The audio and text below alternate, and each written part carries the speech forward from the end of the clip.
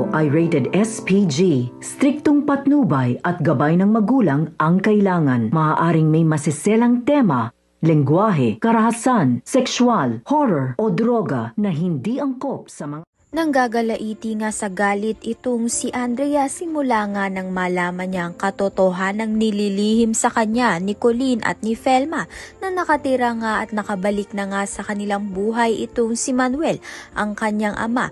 Hinding-hindi nga makakalimutan ni Andrea ang ginawa ni Manuel sa kanila noon sa pag-iwan nga sa kanila. Subalit nagsisisi naman nga itong si Manuel sa ginawa niya nga noon.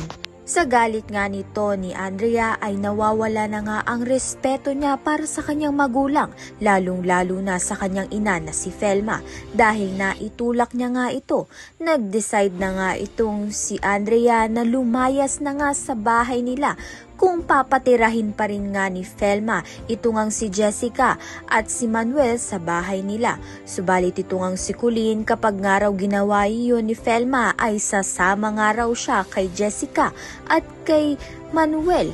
Ngunit nakapagdesisyon na nga itong si Felma na wala ngang lalayas sa bahay nila maski itong si Jeff at si Andrea at ito ngang si Manuel at si Jessica.